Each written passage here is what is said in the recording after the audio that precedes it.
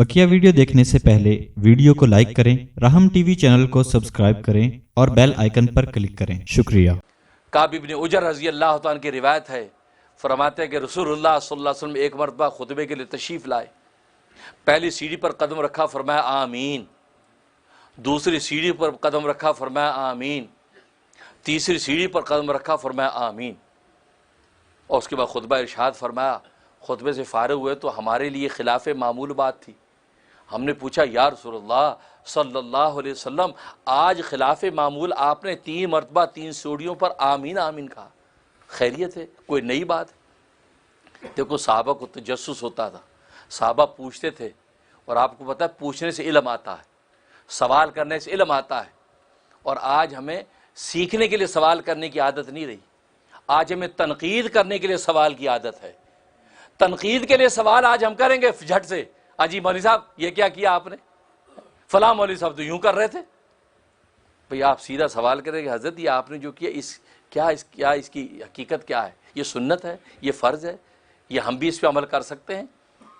सहाबा तहकीक के लिए और तकलीद के लिए, इताअत के लिए सवाल करते थे। या रसूलल्लाह, ये आज का तर्ज अमल अजीब है, हमें पता चले क्या है। आपने फरमाया कि मैं जैसे पहली सीढ़ी पर कदम रखा तो हज़रत जिब्राइल सैयदुल मलाइका आ गए और कहा कि अल्लाह के हबीब, मैं बद्दुआ करता हूँ, आप मेरी बद्दुआ पर आमीन कहिए। और क्या बद्दुआ की?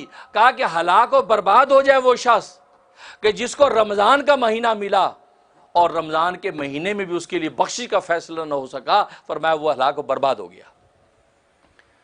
अब बद्दुआ जिब्राइल अमीन कर रहा है, सैयदुल मलाइका, मलाइका का सरदार बद्दुआ कर रहा है और अंबिया का सरदार आमीन कह रहा है। कबूल होगी या नहीं? कबूल हो गई।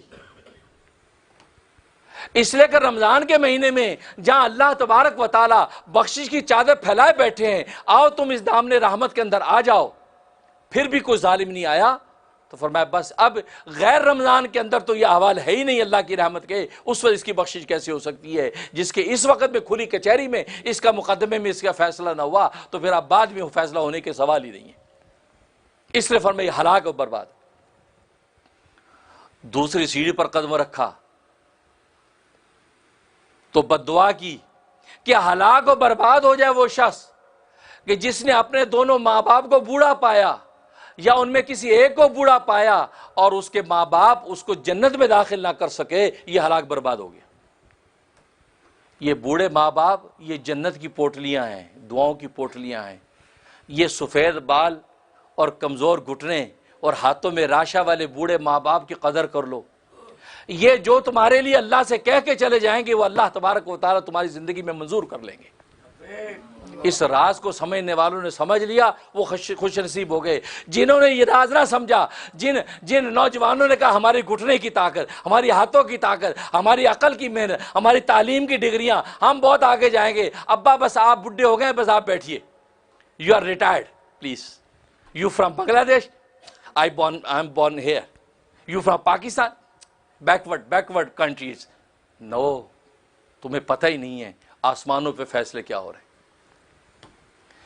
जिसने बूढ़े माँ बाप की कदर कर ली, खुद नबी कह रहे हैं कि किसी एक बूढ़े माँ बाप पे उसको मिल गया और उसके पैर दबा के उसको खुश करके जन्नत ले ली, तो कहां से कहां पहुंच जाएगा। इसलिए माँ बाप की कदर करो। और तीसरा फरमाया, तीसरी सीढ़ी पर जब मैंने कदम रखा तो जिब्राइल ने कहा कि हलाक और बर्बाद हो गया वो शख्स कि जिसके सामने आपका इसमें गिरामी नामी आया और उसने आप पर सलात व सलाम नहीं पढ़ा, सल्लल्लाहु अलैहि वसल्लम नहीं कहा, फरमाया वो बर्बाद हो गया।